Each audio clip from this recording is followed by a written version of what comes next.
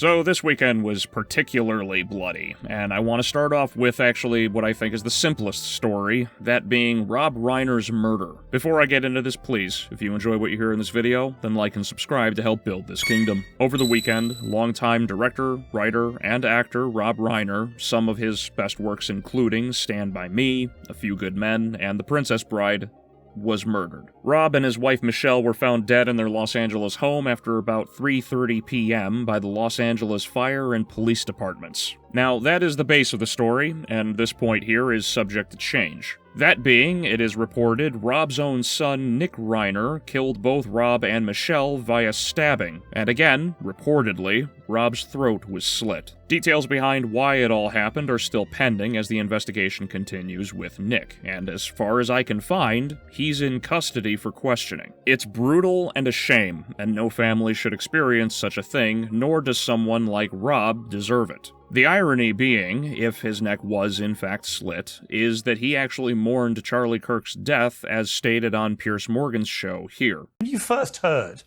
about the murder of Charlie Kirk, what was your immediate gut reaction to it?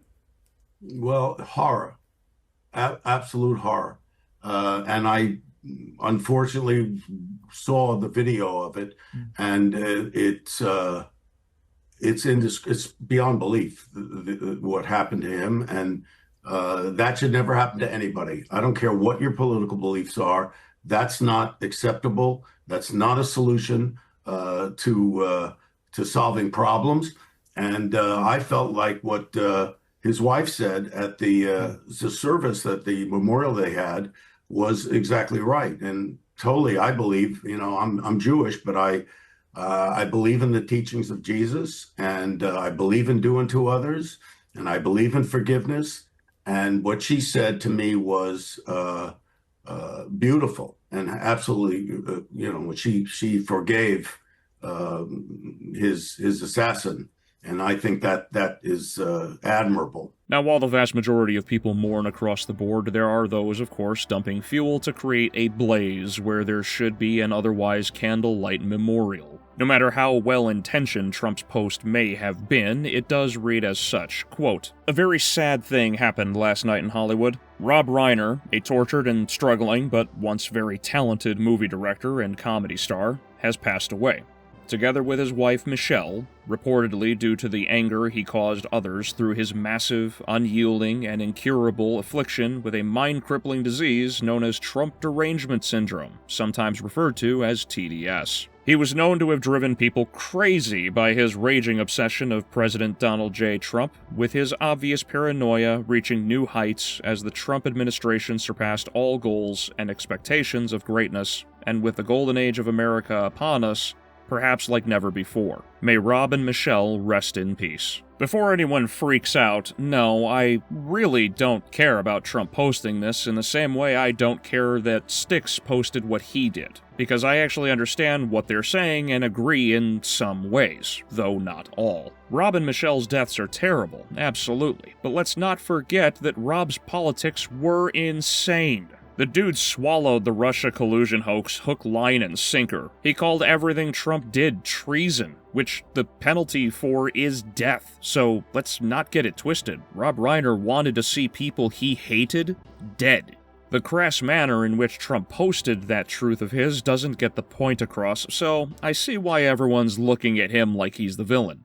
Again. However, based on Rob's numerous posts, the man was rabidly leftist liberal and totally in favor of the legalization of drugs that have caused numerous issues in the United States. This makes it a bitter irony their middle son, Nick, the one who struggled with drug addiction and even made a movie with his father about such, appears to be the one who killed Rob and Michelle. The reality is the legalization of many drugs has caused countless deaths and harm. So while all the morons try to hate on Trump for what happened to the couple, the truth is, if those with drug addictions weren't on the streets, if the legalization of drugs was revoked, if the politicians who pushed for these ideas were honest and pulled their support of these policies, then Rob and Michelle Reiner would still be alive. And that family wouldn't be included with the countless others across the country whose lives have been devastated by drug abuse. So it doesn't matter about how much CNN wants to ride their high horse pretending they have the moral high ground now, nor most of the leftists who feign outrage at Rob Reiner's death, putting the blame on everyone on the right or MAGA or whatever their boogeyman is today.